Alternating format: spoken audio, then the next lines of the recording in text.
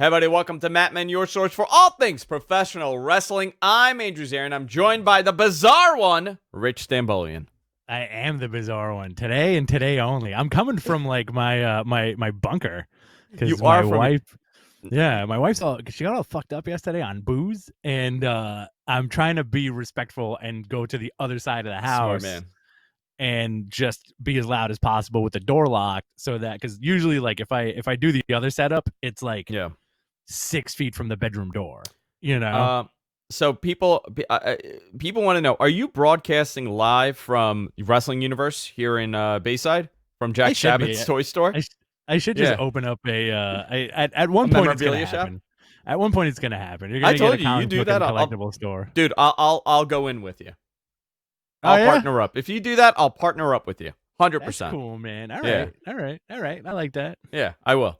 No, but you do look like I honestly, it does look like you're at the Wrestling Universe. For people who don't know what the Wrestling Universe is, I'll give them a little shout out here. Not an ad or anything, but Jack has had a wrestling based. I guess he started off as like a comic book and memorabilia shop, and in the 90s, in the boom period, he turned it over to becoming mostly pro wrestling related stuff. He was where we would go to get tapes. Right? Yeah. I mean, that's where I went. That was Obscure the first tapes. time. Yeah, like the whole tape trading era. Like that's how I got introduced to Misawa and Kabashi and all those guys. You know, the old Japan stuff, the New Japan stuff. Even like the Mick. Like I had no idea what a death match was until he handed me this tape and it said IWA death match on it. And I was like, what the hell is this? You know? Yeah, dude. Like he had all this weird stuff. Like I think we got we kind of knew each other around then, and I know we definitely got some like all Japan stuff from him. Like a lot of all Japan stuff, just stuff that like pre real internet, and pre like subtitles or anything. Like I think I still had some grainy tapes from that store that are like a bootleg of like Muda matches and shit like that. And you know what? It's like Dragon Ball Z. Dragon Ball Z tapes. A lot of Dragon Ball. Yeah. A lot of Dragon Ball Z stuff with the with like the makeshift subtitles. Yes. It's very interesting. They go hand in hand, and I really would love someone to do some sort of documentary on the whole tape trading era. Like what it was like to get content. Like I remember I used to have a friend that used to send me the OVW tapes in 0102. Like, think about how nuts that is. That's an era where stuff like that should have been available. Hothead asks, what's this tape trading that you guys are talking about? So so in the 90s, it became very popular amongst, pro wrestling enthusiasts like us, the ones here, to go on message boards or BBS, news groups and trade tapes. So people would say like, oh, okay, I have FMW 1993. I have a match from there. I have a whole pay-per-view or show from there. And then you would trade it with another person. And then that person would trade it with another person. Like you would just trade the tapes. Yeah. Same thing. And then also close to Wrestling Universe was the other tape trading place for like music, Breakdown Records. Breakdown Records, yeah. So like you could walk from Springfield Boulevard and Wrestling Universe and get your wrestling tapes, meet some weirdo, trade them for something else, and then go to Breakdown Records and buy like a live Metallica show from like. And you could buy all the ECW shirts you wanted. Yes. So it's bizarre, right? Like that's how you did it. So our box office for ECW tickets were at this place, Breakdown Records, right by both of our homes. So we would go in there and you would see like it would just be like a lot of like vinyl and like obscure, metal bands and rock bands that you haven't really heard of, like really awesome stuff. And then they would have like a whole section dedicated to ECW. And they would hang up all those ECW shirts and sell ECW tickets. Really awesome. Yeah, and they would sell tickets for like a lot of stuff. I know we're going down the rabbit hole here. We are, I know. It's very, very like interesting little like stuff like that isn't done anymore, dude.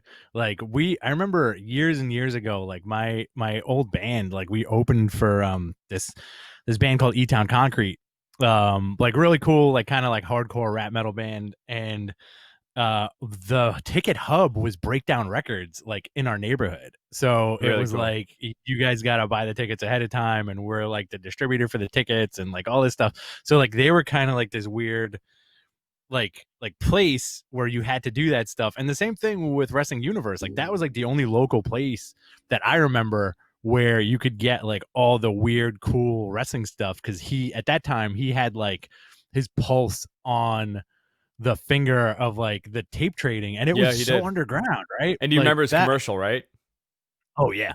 Yeah, that was my basketball coach, or my basketball coach's best friend that he slammed through the table.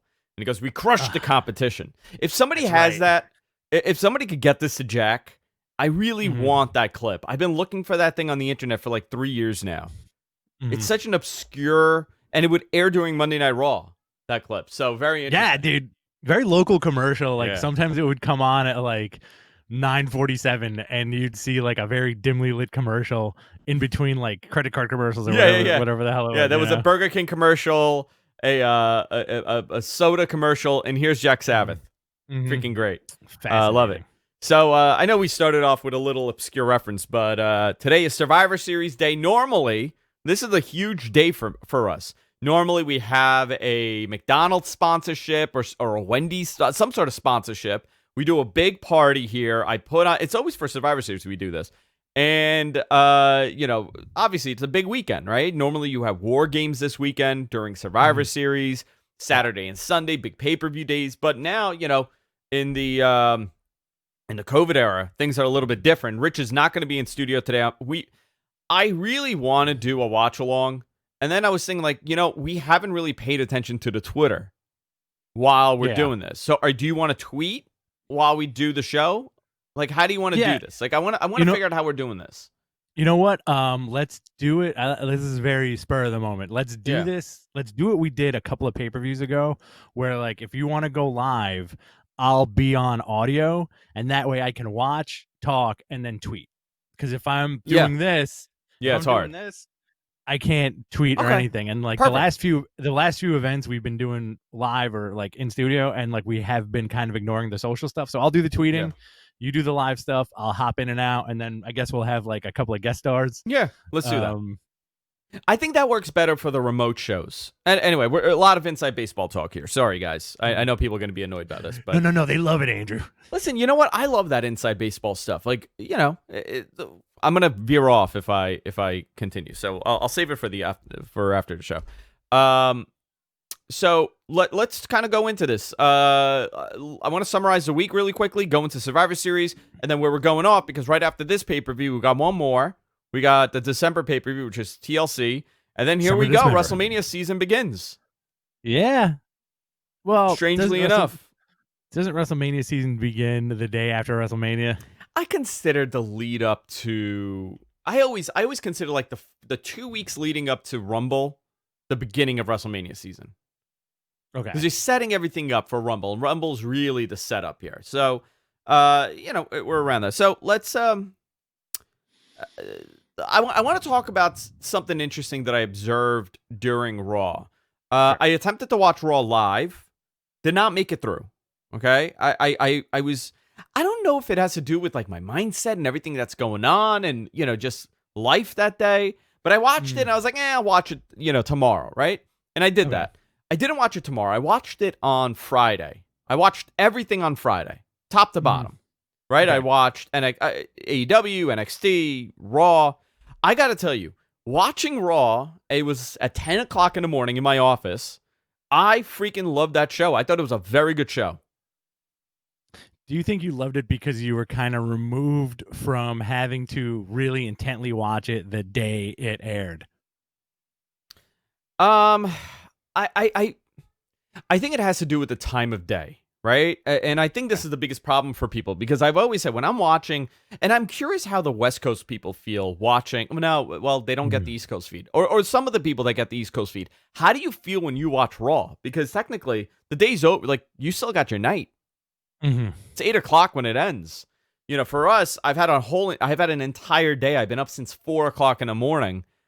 I'm back home around 7 o'clock. I take my shower, I eat something, I'm having a drink, and I'm watching Raw. You know what? Making it to 11 o'clock kind of gets a little rough. Right. I lost you. Yeah, you lost me? Can you hear me? Yeah. Okay. Okay, perfect. So, I really liked Raw. I thought Raw was a really good show. I thought the the New Day match was really good. I thought the main event was done really well, having a champion crowned, and you could tell by the ratings. You know, it was one of the highest rated third hours in a very, very long time. The ratings held up. People were very interested because guess what? You told people to expect something. And that's all. I mean, think about how low the bar is when that's the that's the message you got to give to pop your ratings. They literally said, guys, whether or not he wins, expect something. It's not like how it used to be, where it was kind of like the gentleman's agreement of Raw was always watch it till the end because you never know what's going to happen in the last 20 minutes, right? Yes. Now the fact that they're like, please don't go anywhere. It's like something cool's gonna happen is like the kid that really wants to be your friend and he's trying to show you something cool at his house and you're kind of like reluctant to go because you're running a little late, but he's like, no, for real, man. Like I got Neo Geo, come over. And you're like, all right. You don't. It's TurboGrafx 16, I guess. Here, that's still okay. You know. Yeah. No, I get it. Like it's they've taken the. There's the argument with when you do that too often, it's predictable, and then there's the argument that you're breaking the format, right? Mm-hmm. Like when you would get that 15-minute Austin promo in the beginning, and then you would go into a match, and then you would have a second match, promo at the start of 9:00, promo at the start of 10, and then you got your main event. The show started at 9 before, but they've changed the format. I really think the problem is the third hour. And if they and they know it too, and they know it too 100%. And here's where my argument of third hour going away is never going to happen, and I'll tell you why. USA has had a major restructure behind the scenes. A lot of people, I mean, it's a big story here that people in wrestling are not really talking about it because USA is reorganizing everything internally. Because and this has to do with NBC consolidating cable. They're in the process of kind of consolidating a lot of the programming because they've realized that spreading it across, a multitude of networks. Great example, True TV, right? True TV is a Turner property, it's a Warner Media property. Would you put a top show on True TV? Probably not. Yeah. You know what I mean? Yeah. Would you move? No, you probably wouldn't. But instead, you're going to focus in on your major channels. Because the operational cost of a TV network is super high. So it looks like NBC is trying to consolidate everything and kind of make it into one smaller reach rather than having so many different so many different cable outlets with so many different shows on these things. So they're in a major restructuring thing for 2021. But a lot of the conversation here, and there was a lot of fear that USA was going to not be so high on WWE programming. Right? Okay. And that was a big thing with the guy, the major ally of 20 years, leaving USA. The discussion was, well, now USA is going to kind of put pressure on WWE. I know the pressure is there. However, a lot of the focus will be on WWE programming. And USA is interested in that second NXT show. I just want to put that out there. Really? Yes. Huh. There are people within USA, and there's rumblings happening that they're talking about the new NXT show and wanted it to have it as a wraparound, or some sort of embedded programming into the reality blocks. Okay. So that Andrew, kind of gives you excited for a second NXT show? But you know why? Maybe a little bit because I've been told that it's not gonna be a traditional wrestling show. Okay. It's going to be like a reality show like the original NXT. Because they're not going to let go of that idea. Yeah. Yeah. Especially if you're talking True TV and stuff like that, Yeah, he's not going, they're not going to put it, I'm sorry, I'm getting like 800 messages. I don't know what Cuomo just said. 800 people just messaged me at the same time. So, I'm just going through some of these. I haven't read this. So the concept would be that they would use this as some sort of reality block, and if it's a 1 hour programming, they're seeing how good Ms. and Mrs. is going, right? That show beat NXT's ratings last week. So, God, really? Listen, guys, here's a great thing. How about this? Put Raw from 8 to 10. Put that NXT show right after that. Then put Ms. and Mrs. right after that. There's your WWE block. Okay? I watch that. You got 2 hours. And you know what you could do? You could do a 5-minute overrun leading into that NXT show. And you know what it's going to do to that NXT number? You're going to get about 700,000 people at least watching it weekly. 100%. So I'm just going through some of these notes here. I didn't mean to kind of get away from Raw, but since we were talking about USA, this is a very interesting thing. And I think in 2021, we're going to see some changes to this show. From some of the stuff I can't say yet, because I was told I can't say it by the specific person, but this person has been a very vocal guy at NBC, at USA and NBC about what pressure they should put on WWE, and it seems like things are turning around. One example would be how great their social media has been. Not that this guy's from social media or anything, but you could see that the USA Network is really banking on WWE programming right now, as far as ratings go and key demos go. We're seeing that happen. For Fox, it's a little bit different because they're treated as a sports property and not a television, drama, like how USA treats Raw. So I'm curious to see where this goes. But I got to tell you, Raw, I very much liked it. Yeah, and plus, I mean, there was a few things to enjoy. As a fan, did you think it was a little odd that Drew re-won the championship?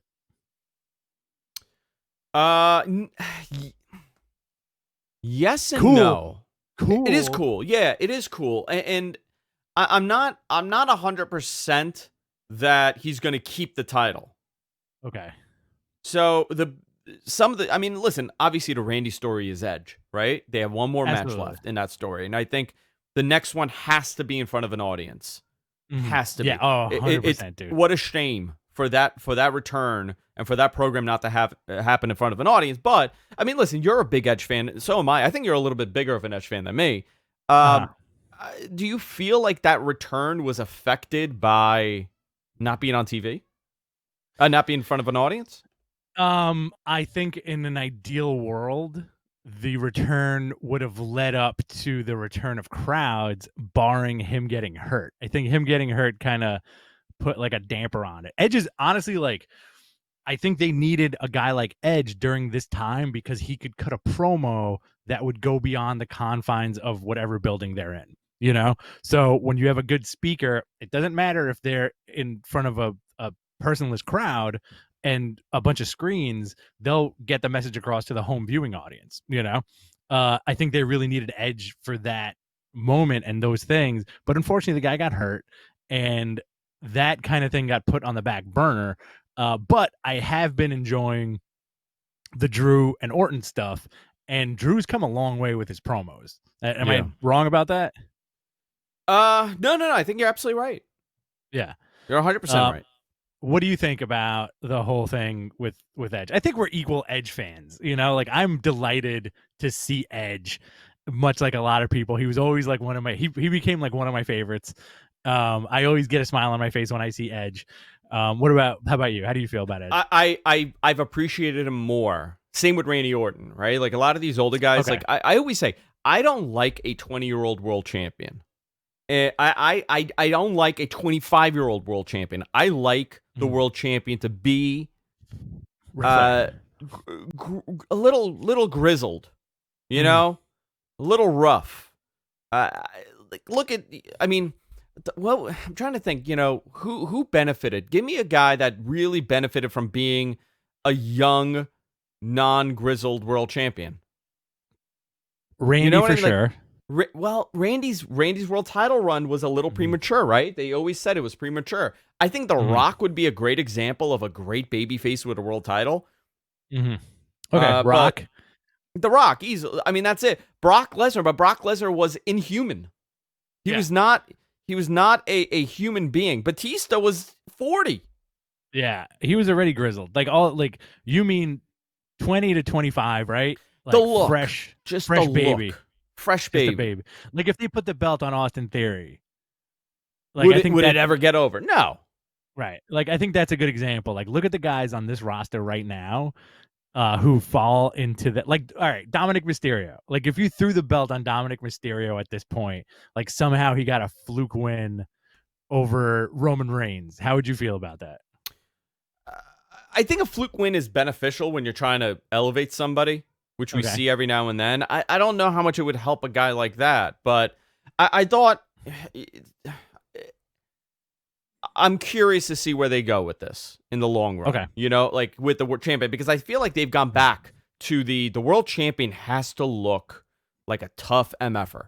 Has to be a little worn. Like, look at Roman. Roman is not the same Roman that he was 2 years ago. Obviously, for health reasons and life. I mean, there's a lot of stress, obviously, when you have an illness like that, and you got to look good and you got to be on TV. You know, he looks more worn. He looks more aged. And I'm not saying that to knock the guy. I think he benefits with that. Same thing with Randy. Same thing with Drew. Think about all their recent world champions and how they look. I got to also tell you, Kofi, very impressed by his performance the last, I want to say, month. Yeah, I went down a Kofi rabbit hole on Friday too because I was very impressed by his promo that he was doing on Friday. He's so because they did that promo with the Hurt Business. Yeah, the Hurt Day and the New Day. What did I call them last week? The Hurt Day, Hurt Profits. So. I called them something. Pain Business. I think you called him the Hurt Locker. Like Hurt Locker. Yeah, the Hurt Locker. Yeah. They were cutting this promo, and you could tell that they were filling in a lot of blanks, which I was very surprised to see. They've done that with the New Day segments, and they did the same thing on SmackDown, where they weren't reading a script. It was more off the cuff. And and they did a great job, and Kofi was a star. And he's looking a little bit different, too. You know, he's put on some weight in a good way.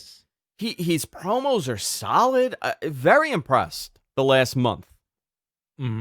Getting bigger. Getting a little bigger. Okay. I got a question and sort of a point to make with you. All right. In the grand scheme of all pro wrestling, like your major companies, right? I think at this point, I want to piggyback off of what you said before, how a champion should look a little grizzled, like quote unquote a champion, right? How do you feel about Mox as champion in that regard? What do you think? Let me ask you that. Give me your opinion on this first. I think he's a good fit for that grizzled champ, right? Like hard hitting style. I think every company has that person. NATO, right? Double champ. Yeah. That dude's very grizzled. Roman, Drew, that fits. I'll throw Finn in there in a weird way just because of the experience. I think he's a grizzled vet at this point, right? Yeah, 100%. 100%. Yeah, Varouche in Ring of Honor, and you have Nick Aldis too. Like all across the board in the modern state of pro wrestling, men, right? Like men they look like tough dudes, right? As opposed to like, you know, when you kind of, I don't know, like not scraping the bottom of the barrel, like that's too harsh a term, but I think when in pro wrestling, it's when you're quote unquote trying something new, right? Yeah. So Raw was really good. Very much enjoyed it. I thought AEW was a very solid show. Fun. Did you? Okay, so you saw that there was a very interesting image that went around on Thursday, and it was an image of Moxley being taken out, laying on the floor, and he was laying in a very strange way. When I saw it happen, I'm like, I wonder why he's laying like that. Like his leg was crossed under his other leg, and his hands were up straight, and it's a tarot card. Right? And the hangman. The hangman. So it's possible they're alluding that Adam Page did this. And maybe that's going to be the story in December for that big show between Mox and Omega, where Hangman costs Moxley the title. I do like that. I kind of like that. Yeah. So he cost Moxley the title. Everybody's thinking he's going to screw Kenny. He cost Moxley the title because he wants to be the guy that takes the title off of Kenny Omega. Right. So now the next major pay-per-view is a number one contendership match, right? This is how I'm doing it. Number one contendership match. Moxley and Hangman. We haven't seen that before. You have them have the match. Hangman wins. Somehow Moxley gets screwed, setting up his program after this. He still has his rematch with Kenny that's supposed to come up after that. And now you have a program for the summer between Hangman and Kenny. Great. Hot girl summer right there. Hot girl summer, baby. What did you think of AEW? I really enjoyed it. It was a lot of fun. I had a super long week, and Wednesday was very long, but you know what? It was one of those days where I kind of like just forgot about everything and watched wrestling, and it was fantastic. I really enjoyed 95% of the show, and the promos were fantastic this Wednesday, you know, and I really enjoyed like the Death Triangle reunion at the end of the show. Yeah, I thought that was great. I very interested to see that program with Death Triangle and you know, everybody else. I wonder how they're going to do that. Also, there's a lot of like, I don't know if this is reaching far, but online there's a lot of chatter of Kenta showing up and I've seen that, and interfering with that Moxley match so that he could get Moxley loses the AEW championship, faces Kenta possibly at Wrestle Kingdom, drops it to Kenta. If that's the case, I wouldn't mind seeing a kind of like a tag team situation, you know, where like a Kenta teaming with Omega versus Moxley and Hangman or something like that, if that's even in the cards. I don't know. So for anybody that hasn't heard it, Kenny Omega did a very interesting interview with Dave Meltzer and it wasn't Brian. I'm sorry. Who did he do it with? I'm sorry. Let me just open up the website. Was it you? No, my God, my brain has stopped. I just want to tell you, Garrett Gonzalez. I'm sorry, Garrett. I have no idea how my brain just stopped working. Garrett, great host on Wrestling Observer Radio. But they did an interview. He does a Saturday edition with Dave, and I really like the chemistry between them two. And they did a very good interview with Kenny Omega. A lot of people are comparing this to Dave's Bruno interview from the 2000, I think it was 2000 or 99. Yeah, he did an unbelievable interview with Bruno sometime in the early 2000s. Somebody should know the date. And it was stellar. A lot of people are comparing it to this. Kenny was very open about other groups, other organizations, which you rarely hear other talent talk about the competitors. So I advise you guys to check it out. Good job by Garrett and Dave on that. But very interesting. You know, you could tell that he's burned by the whole thing that happened with Japan. 100%. Okay. But is it a reality at this point? I don't know if we're going to see that now, but 100% we're going to see it down the line. Oh, 100%. For sure. We could already see the NWA relationship and how that's happening. Mm-hmm. And that's benefiting everybody, too. I mean, those matches, you know what I like about those NWA women's matches? How JR gets so blown away by them. Yeah. Oh, he loves it. He really does. Yeah. Because, listen, it's the NWA. He's calling the NWA again, you know? But there was a lot of criticism on Wednesday night that AEW is not doing a good... And listen, another BS complaint, right? AEW's not doing a good job at representing their women, and they're giving the time to non-AEW women. Mm-hmm. And I'm like, first of all, unfortunately for AEW, the talent's not there in their exclusive roster, right? Mm-hmm. They really don't have top-tier people like that to profile 2-3 matches like WWE does. WWE's women's division is quite possibly the best. I mean, we're stellar of all time. Like in pro wrestling, right? If you're going to compare women's wrestling, you're going to really. The only other thing I could come up with is the old Japan's women's stuff from the 90s. Oh yeah, and that was. I mean, first of all, that style was light years ahead of anything we were doing in North America or anywhere in the world. We just caught up to that style now. 20 some odd years later, 30 years later, it's come over. But AEW does not really have the depth, and they're profiling really good female wrestlers, I don't see the problem with that. Whether it's an AEW exclusive talent or an NWA talent that's a regular on AEW programming, I think if you're going to offer, who cares if they're signed to an exclusive offer?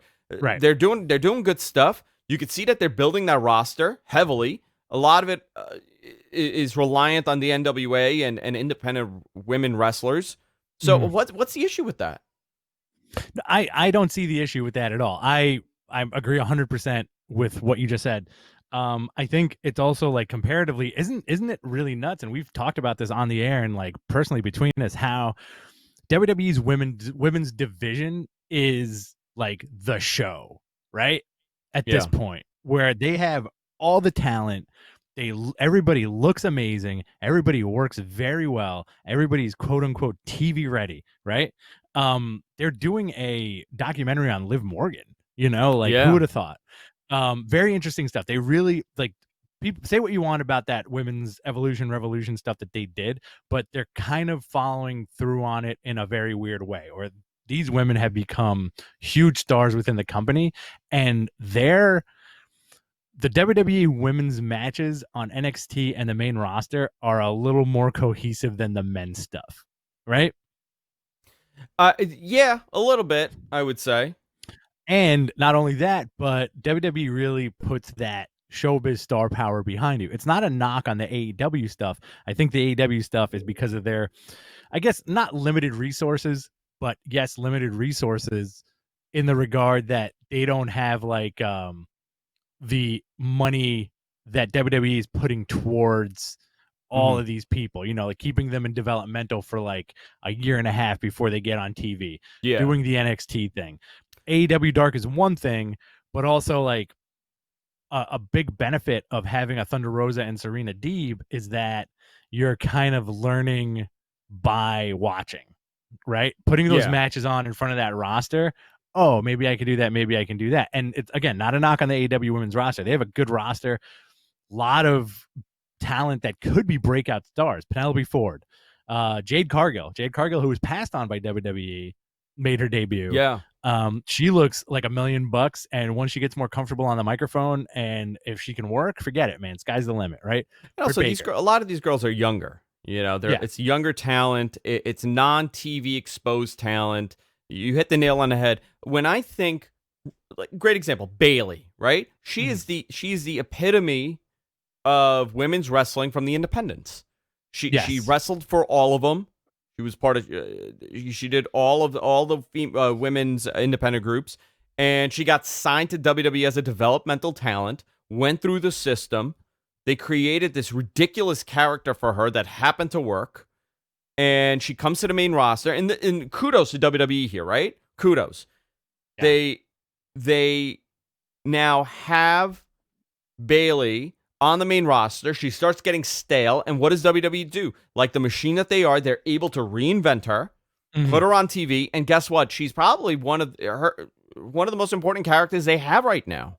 It's worked. And this was a dead character a year ago. Right. WWE's very capable of doing this. The problem is there's so much talent to work with. Great example, SmackDown last night. SmackDown was not a good go-home show. Did not think it was a great go home. Did you enjoy it or no? I caught a little bit of it and honestly got like a tad turned off, but not I caught the end. Not the best. Yeah. Not the best. I caught the beginning. Yeah. Not terrible, but not the best. But this is a go home show for a pay-per-view. And you're not really doing a good job at selling it to me. That's where my issue lies with this. I know Survivor Series has become a nothing show. Really, the big story here for this show is the Undertaker's retirement, which I do not believe he's retiring. That is my own assumption. That has nothing to do with anything I've been told. Everything I've been told is no, this is his big send-off. Okay. No, in wrestling, I really think they're going to do one more thing with him to build a story. I don't know. I don't think The Fiend would be the one to do it with. Who's the guy that you haven't seen it done with? Realistically, that could happen. They could do something. Cinematic. That's all you got to do, man. Roman again. But so Taker's on the poster, right? Taker's face is the poster for Survivor Series tonight. Do you think that's going to be at the top of the show, the middle, or the end? I don't think they'll do the end. Savio Vega's there. He's running for mayor of a town in Puerto Rico. Is he? Yeah. I want Savio. I want TNT. Where's my Savio? That's your boy. Jesus, that's your boy. My Savio? Here it is. Here's Savio.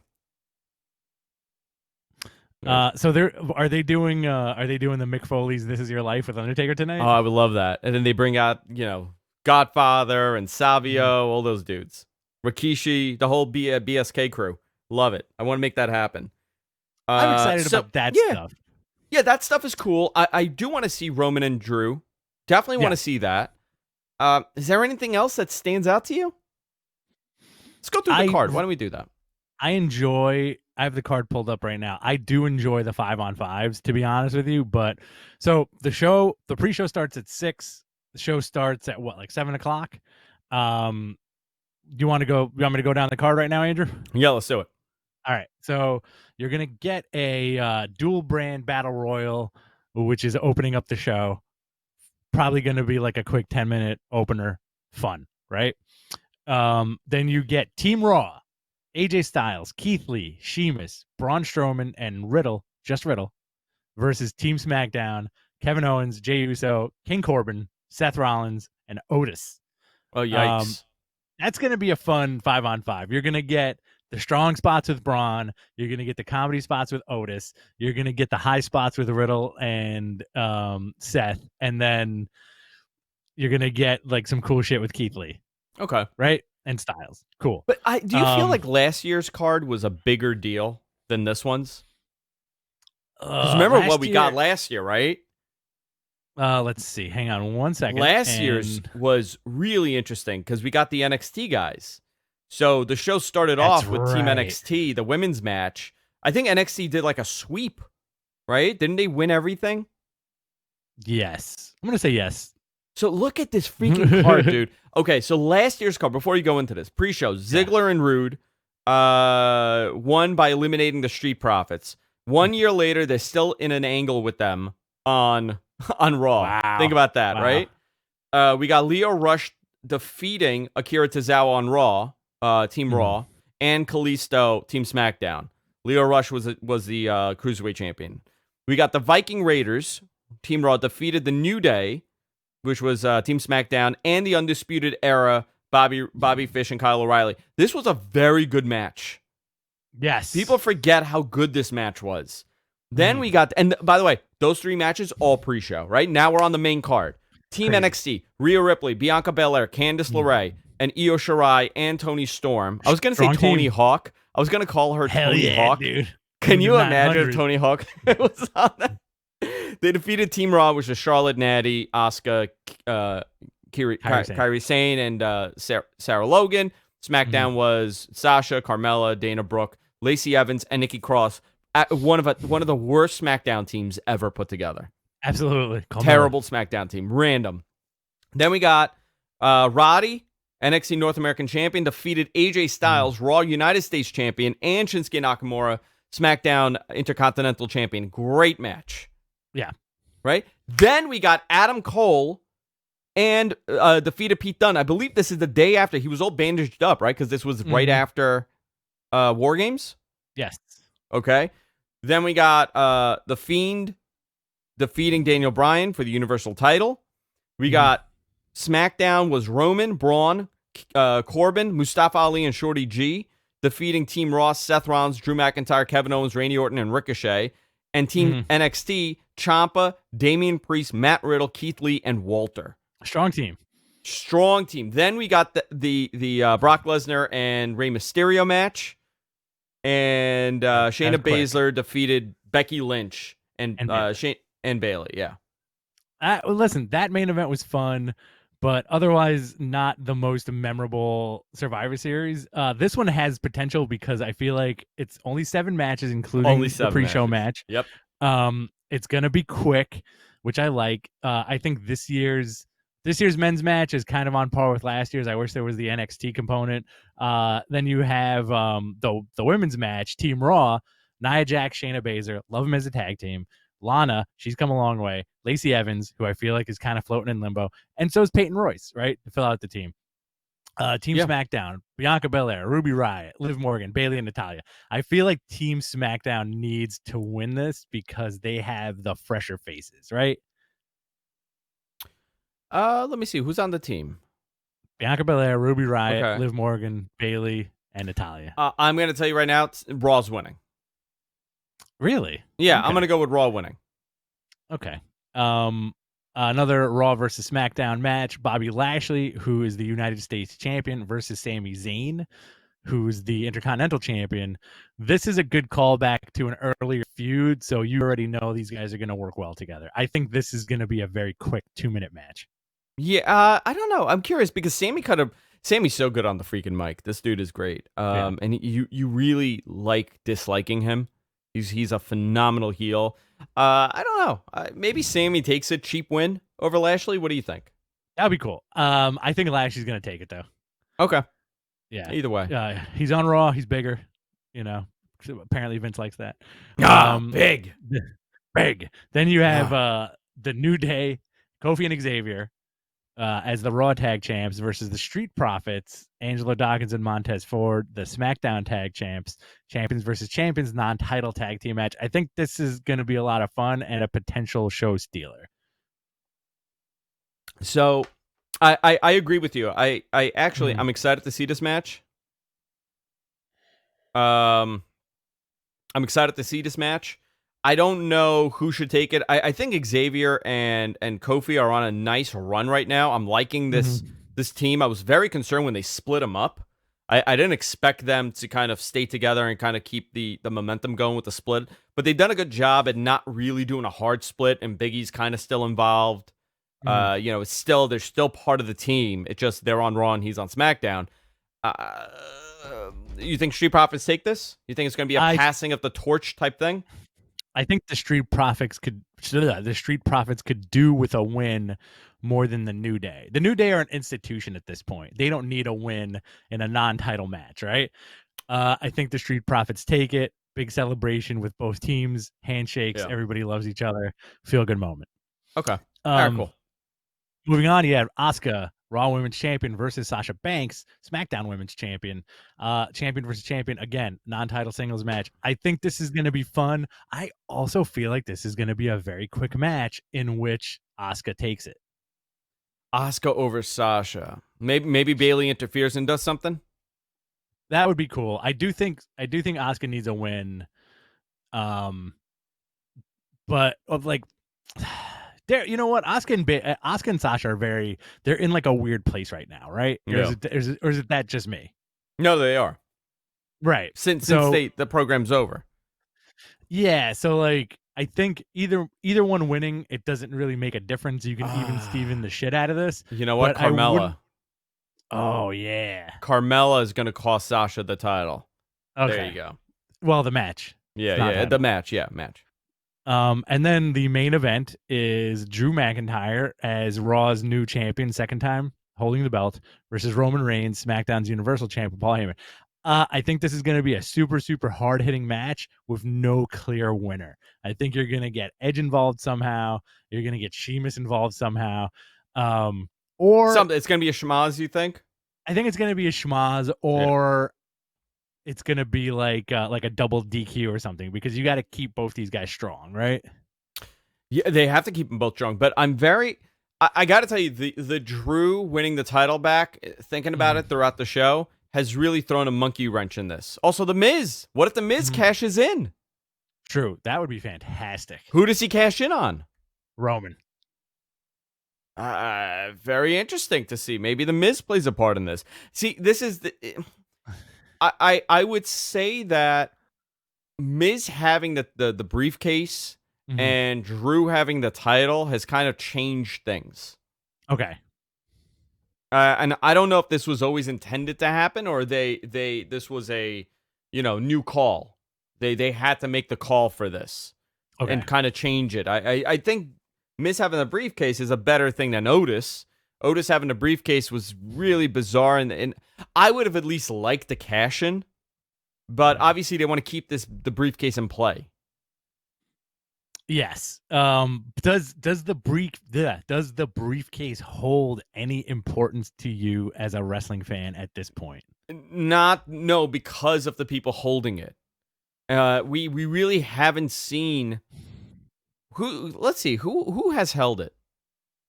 Hey, hold on one second, Andrew. Yeah. So Mountain Man in the chat says the 10th anniversary of Miz's last cash-in is today and in the same building.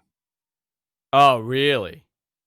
So if they don't cash it in, very disappointed. That would be kind of cool. Is that a real fact? That'd be awesome. Yeah, that is. If you made that up, that's genius. But no, that is a real fact. Okay. Yeah. So here are the Money in the Bank winners, right? Otis, the last one. Obviously now The Miz has it. Before that was Brock Lesnar. Okay. Before that was Braun, Baron, Dean Ambrose, Sheamus, Seth Rollins, Damian Sandow, Dolph Ziggler, Daniel Bryan. And then, they did two. They did a couple of them, right? They did. They used to do two Money in the Banks. Cena, 2012. Miz and Kane, 2010. 2011, Del Rio and Daniel Bryan. Cena and Dolph. that Randy one and is going to be deleted. Yeah. So I mean, really, you don't really have. Where's the CM Punk one? Didn't CM Punk have it? That was not on the branded event. That was when it was worked into the shows. Yes. Yeah. Got it. There has it was like the ladder match, right? So that was just a signature match, started in 2005, and then the pay-per-view started the actual pay-per-view started in 2010. So Edge is the first winner. Rob Van Dam, Ken Kennedy. Man, Mr. Kennedy winning that title would have changed his entire career. Oh, forget it. My God. You know what? I got to tell you, though, the first couple ones, they were really strong. Edge, Rob Van Dam finally getting the title at One Night Stand, 2006. Awesome. Mr. Kennedy, he was supposed to be the future, right? He was the guy. Then you had Punk again and Punk again. You had him 2008, 2009. Then it started getting weird. Swagger. Kane, Miz, Daniel Bryan. Okay, fine, cool. Del Rio, Dolph. That Dolph cash-in was a big deal. Yes. Cena, Damian, Randy, Seth, Sheamus, Dean. And then, after that, I think they've lost momentum. They got to do something big. I think Brock Lesnar was the attempt to gain momentum back to this, but nothing great. I would like John Cena to win next year. John Cena to win the briefcase? Yeah, that'd be amazing. Okay. Do you want to do Q&As or you want to continue with something? Let's talk about the Undertaker a little bit. So at some point during this quick pay-per-view, you're gonna have the Undertaker Farewell or Final Farewell. That's what they're calling it, right? 30 years of the Undertaker. He's going away. The interesting thing about the whole Undertaker idea in the last week is this dude is doing more media than he ever has, right? They did the documentary a few months ago. This dude did Instagram Live with Snoop Dogg yesterday. Yes, he has a TikTok now. He's got a TikTok. He's doing Cameo. He was doing Cameo, dude. $1,000 a pop. $1,000. I sent you the text on that, right? $1,000 a pop. People are outraged. I think it's freaking great. $1,000. You know what? Let him get that money. He's gonna get it. People are gonna buy it. He's only doing 30, so that means he probably made 30 grand over the course of like a day and a half, just to have people. There's definitely marks out there who are like, you know what? I don't give a shit, dude. Next paycheck, Undertaker Cameo. I want the Undertaker to call me. What would you have the Undertaker say to you? I can't say it on the air. Can you do a clean version of it? Hold on, I'm gonna text it to you. Okay. I'll try to do a clean version of whatever Andrew texts me, right? I can't say that on the air. That's pretty good. That's very good, though. I'm going to be thinking about that the rest of the day. He wouldn't say that, though. He'd probably... RIMA. Mm-hmm. There's definitely people who paid for that, but this dude's been on like this really wacky media tour. Like he retired from like baseball or some shit, and he was in People magazine with a weird photo shoot with his family in a kitchen. This dude made like, if you look at that photo shoot in People magazine, this guy makes perfectly cooked bacon, which I fucking doubt. He's been like kind of everywhere, right? Just doing interviews. He was on Hot Ones the other day. I don't like that, dude. I don't like eating hot wings. No, he needs to be in character. That guy cannot be a normal person. I selfishly do not want him to ever be Mark Calloway. Now, when he shows up tonight, do you think he's showing up in full Undertaker regalia, or is he showing up over the course of 3 times in the night? Old school Undertaker, American Badass, and then regular Undertaker, the combination Undertaker, and then just finally Mark Calloway. Like, I would like him sad. No, I didn't even think about it. I always thought he would come out as Undertaker, but I would love him to come out as like the original Dead Man. Come out like, as the original, purple. Like the purple, like debut Undertaker. Oh yeah, I'd love that. And then finally, he'll sadly take off his hat and coat and be like, "I'm not the Undertaker anymore, guys. It's me, Mark Calloway, and I'll see you. It's been me all along, and I'll see you later." It's been me all along.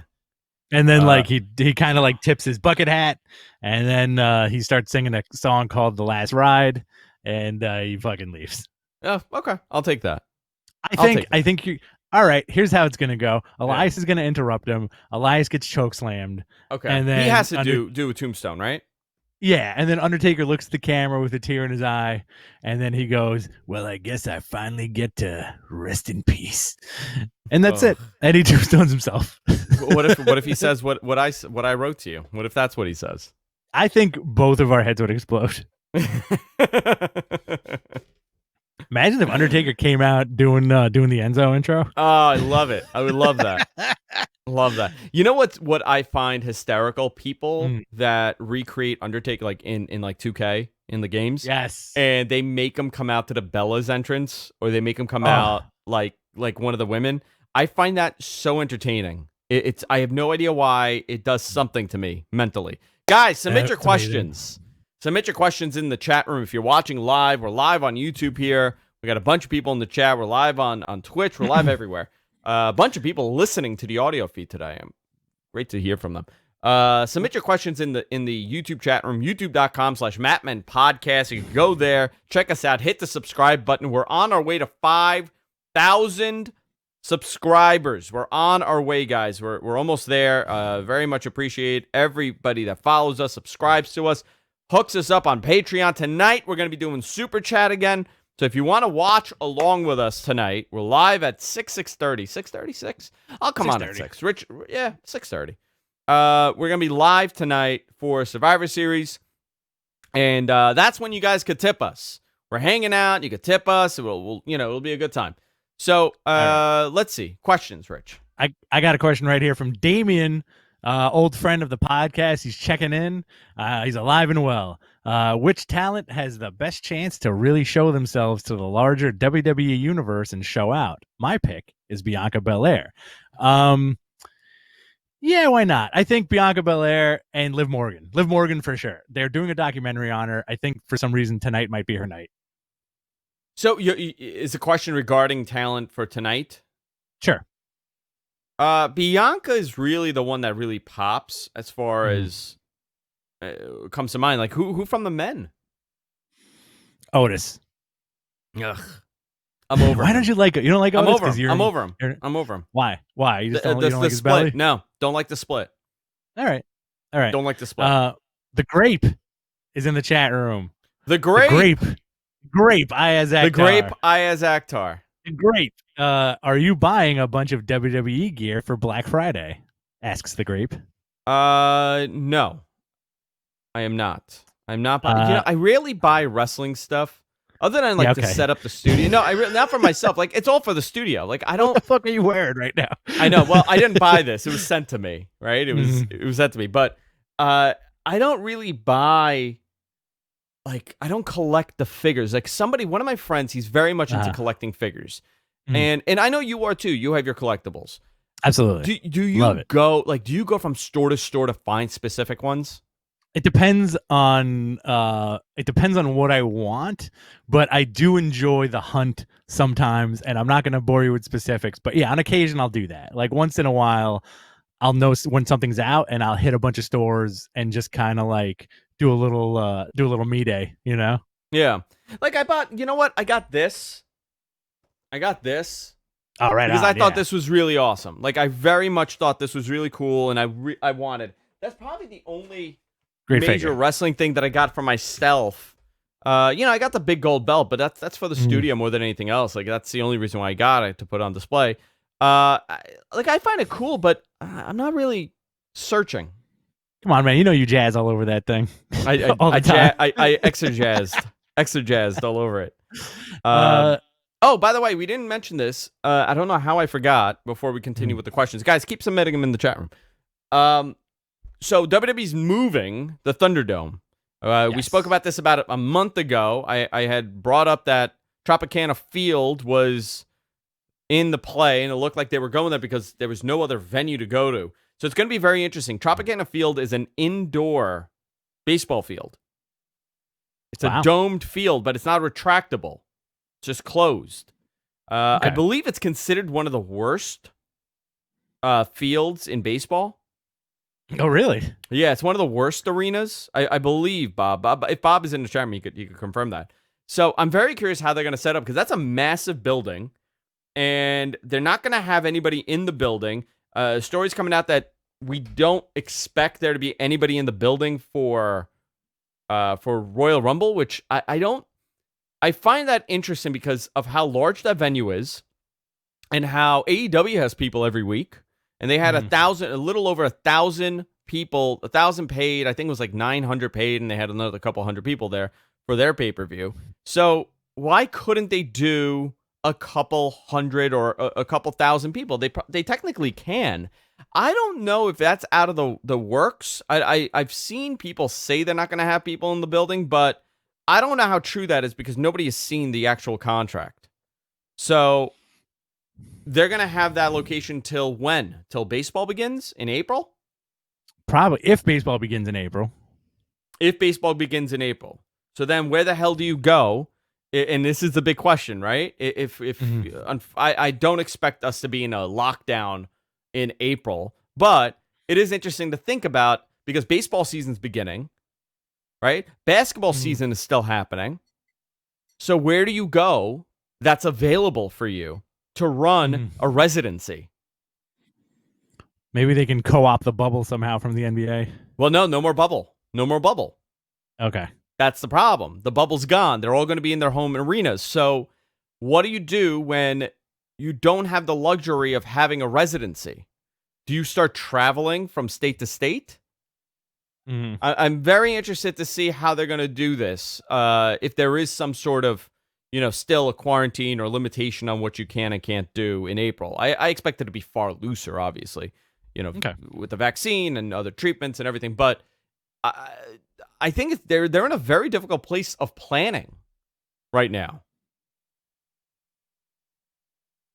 I don't know how they're going to plan this. So I'm curious. Just a thought out there. What else do we have?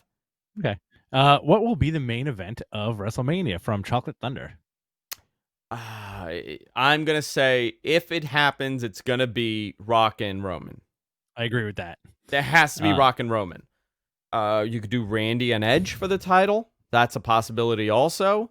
Great. Sasha Bailey, maybe? No, they're not going to do that. I asked. I asked already. Now is like last year you had two main events for WrestleMania. WrestleMania was over 2 nights, and your technical main event of the second night was The Undertaker, right? It was Undertaker AJ Styles. I think that was the first night. Was it? Yeah. Huh. Yeah, that closed the first night. No, that closed the second night. Are we sure? I'm pretty sure. First night. There you go. Okay, I was wrong. Yeah, because the Brock Lesnar match was the second night. Okay. Yes. All right. Did any of you get a PS5? I did not. I did not either. No PS5 for me. All right. Let's see. Hold on 1 second here. Question. Do you see this is from the Grape. Do you see cinematic matches continuing after the pandemic is over? I would hope so. Once a quarter. Yeah, I would hope so. I think it works. The Undertaker match is a great example of it working. I think they need to be strategic on how they do it. Now, I don't think Bray should be having cinematic matches often, but I think for guys that are kind of out of the loop, a little bit of the older guys, I think they could very easily do cinematic matches and have these guys get that moment. The Undertaker's Boneyard match was probably, in my opinion, I think it was the best one that WWE did, but I think it was the best one all around for the cinematic matches. It was a guy that they knew they would not be able to get that match in the Performance Center. They were smart enough to know that the Undertaker's much larger than the Performance Center, and if you do bring him out there in the Performance Center to have that match, you're going to expose him. And 100%. Right? So you're going to expose the mystique around him. So why not take that match and make it into something very special? And I think we got something unbelievably special with the AJ Styles Undertaker match. They did a great job. I think for the Undertaker, if he did, and this is what I said, and you said this too, if he did another 2-3 of those, I have no problem seeing him at WrestleMania every year. Oh, absolutely. You very easily do a 15-minute cinematic match with the Undertaker doing creepy stuff. You could have him and Kane in a match. You could even do that Sting match that you wanted. Yeah. You could do all these matches that you really don't think would do really well as a match goes on TV. I think Goldberg will eventually become one of those guys. You know what? A Sturgis match for Goldberg. Oh, a super spreader. That's what it'd be called. Super spreader. Yeah. It's a super spreader match. So I don't know. I'm okay with it. What do you think? You think the older guys, why can't Austin have a cinematic match? I don't think he wants to. I don't think he wants to either. Undertaker for sure. If you have a guy like a Sting or an Undertaker, maybe even a Goldberg, you can get away with it. Hogan, sure. Hogan at the beach club. Yeah, Hogan on the beach for sure. Hogan on a speedboat for sure. They should make a show about that. We got a question from Josh. Yeah. He says, God forbid we go into another home lockdown, but if we do, is there a wrestler you wouldn't mind being in lockdown with? Yeah, whatever babe is you want to be with cool. the babe? No. Absolutely. I'm gonna pick. You know who? I would do the New Day as a collective. As a yes. Okay. I would do the New Day. Dude, how much fun would it be to hang out with them? They like comic books, they like video games, they like to eat. They're funny. We could do podcasts, they're hip. I want to be with the New Day. All right. I'll go with one of the ladies. I have this whole thing. You want to go with one of the ladies? Which one? Pick one. Yeah. Let's say Alexa Bliss. Alexa Bliss? Okay. Yeah, sure. All right. It doesn't matter. Okay. You don't want Nia? You don't want to bunk with Nia? No. Will Alexander Najimi asks, I hope I said that right. Will Ring of Honor, NWA, and AEW and New Japan all start working together? And if they do, who benefits the most? Who was on that list again? Name Ring of Honor, NWA, AEW, and New Japan. If they started working together, who benefits the most? It would probably be Ring of Honor because they're the only ones with real TV. I mean, somewhat of TV outside of AEW. I think Ring of Honor would benefit. I think New Japan would benefit for the North American crossover. I don't know about NWA because they really don't have TV. They were doing something very unique and cool for the 200,000 people that were into it, and that's enough to sell tickets to smaller events. I think they were on the roll for something interesting. I think obviously the pandemic screwed everything up, but NWA's place, they're very lucky to have AEW. I think Tony Khan gets tickled by the concept of him having NWA matches on TNT.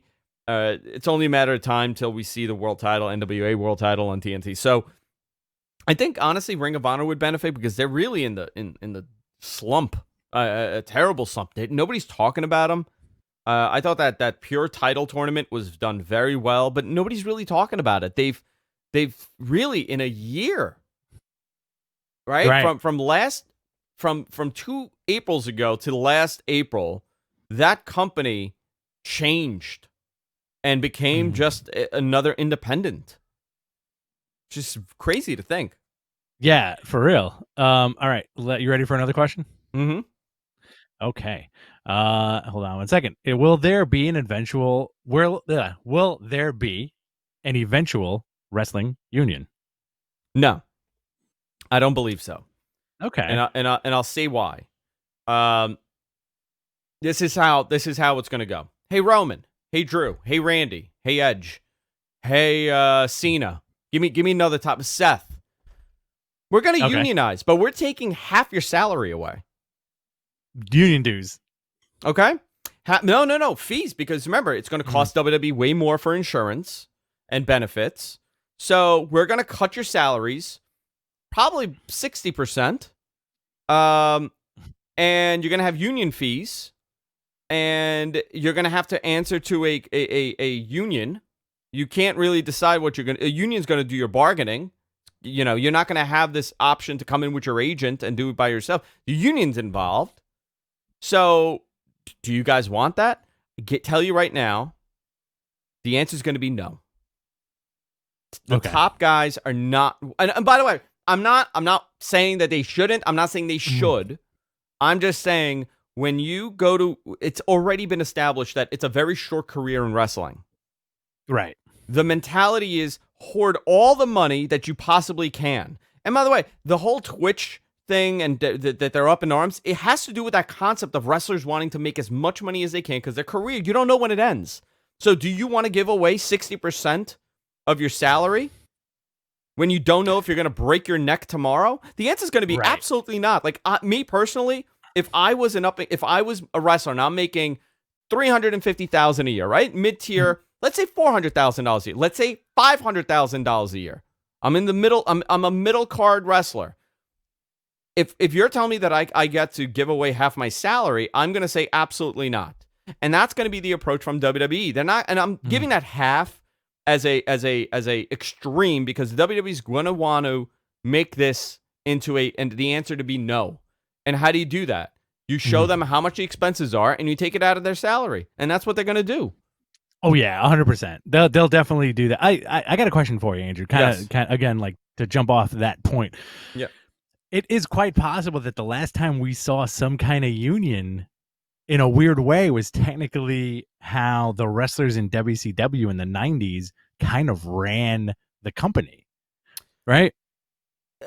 Yeah, because you know what? That's an interesting comparison, to be honest, because because the top had so much pull, right, and so much control, it affected the younger talent. So, and listen, you think a union is going to push these guys? You think a union is not going to want to have some sort of creative direction over the talent? They're going to be able to decide what roles they want to pick, and they want to decide what they want to do. Wrestling is a very different beast. And listen, should these guys be considered independent contractors?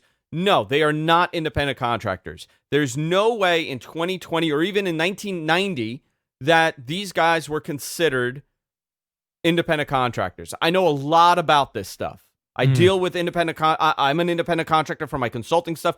I deal with about 300 different independent contractors on a regular basis. An independent contractor makes their own schedule. They show up when they want to show up. They leave when they want to leave. They're not exclusive to you. You cannot tell them how to work, when to work. Obviously, if there's something that breaks the rules of your business, yeah, that's a different story. But, you're not allowed to fire independent contractors. You cannot even use the term fire, because that is grounds to be sued. You know what they get? Contract terminated. Right. You become contract terminated. You don't become fired because you don't work for the company. But in reality, you're talking about wrestling to have a union, not WWE.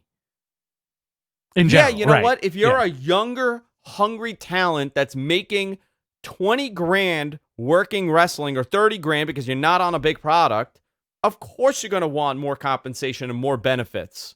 But once you get there, are you willing to give up a lot of your income? Well, also, there's another aspect of that where, would they be considered, let's say a wrestling union does happen, right? Like, let's say, for argument's sake, you have this all come together. And then let's say you're an indie wrestler, and you're going to do a show on the weekend, right? Are you going to be a rat if you do a show and you're not part of a union, or like a non-union show? Like if you go to, like, let's say you're going to do a show in West Bumblefuck, wherever, and they're not union certified, and then the union could be like, hey, listen, you didn't do this show. Like there's a lot of that. Yeah, a lot of people don't know that. I had a friend that wanted to do a film, and his friend was an actor, and the actor wanted to do it, but he couldn't because of the union issues. Right. Because it was a non-union movie. There's this concept out there where people are like, yeah, wrestlers need a union. Wrestlers need a union. I think the conversation should be, hey, maybe WWE should provide insurance, which they do if you get hurt. If you get hurt under WWE's umbrella, they pay for your injury. When I believe when Hardy got hurt out at home, they still paid for him. We got to remember, this is an investment. They've invested in this talent. So if the talent cannot afford the surgery, guess what? He's not making money for you. So, there's tremendous compensations for being a major television star. Now, whether or not these guys are going to want to give up a lot of their salary. Also, you're going to see major cuts. The roster is going to get a lot smaller. And if they do become a union, remember, dude, it's very complicated. Very, very complicated. A great example of this is that, do you know why WWE does not go to MSG? They don't run the Garden all the time. It's the freaking unions. Yeah. I don't think people realize what this is like. I've run events at the Garden. I needed a freaking screwdriver, right? I needed an outlet. I needed a screwdriver too, but I needed an outlet. They wanted to charge me $125 to borrow an outlet, and I couldn't bring my own. Yeah. They wanted to charge me $100 to use a screwdriver for 30 seconds. So tell me where the benefit is. You're getting into the nuances of it. Javits Center is another good example. They do the same thing where, like, like if you need anything, you have to wait, and you have to go through the proper channels. Yep. And imagine having a wrestling show, and then you have, and like, again, we're not talking pros and cons. We're just like, it would be almost impossible in this field of work, because, like, imagine doing a show, right? It's a union show, right? Imagine the promoter saying, hey, listen, I need you to go out there and do 10 minutes, right? But then you're in the union, you could say, hey, listen, I only feel comfortable doing 5 minutes. Yeah. I do 5 minutes, and then I'm out of here. Listen, like, I got this and this and this. Talk to the union. You have to, like, the promoter's going to have to be like, all right, I don't want trouble from the union. I guess I got to give this guy what he wants. So it's very, like, you're going to run into that, and it's like a weird, nuanced gray area at a certain point. And I feel like a lot of this conversation has to do, and listen, I think there needs to be a discussion for this. 100%, right? Yeah. There needs to be a discussion. However, the discussion should be held with people that have a very good understanding of what the implications of unionizing in pro wrestling is. It shouldn't be people cheerleading on social media and saying, well, these guys need to be part of a union. I think there are a lot of pros with being a union. I think if we've seen the pros for being a union, and we've seen the cons of being a union. I think Detroit is a great example of what happens when the union gets too much power. They demand way more money, and then the company says, you know what, we're moving out of Detroit, we're moving out of Michigan, and then you start the game all over again. You gotta remember, people aren't unionizing to benefit everybody. They're unionizing to benefit themselves. That's what it comes down to. And at the end of the day, because pro wrestling is such a dog-eat-dog business, and your career could end any day, any hour, due to any tiny thing, do you think these guys are going to want to give up a major chunk of their salary just so other people have protection? The answer is going to be no.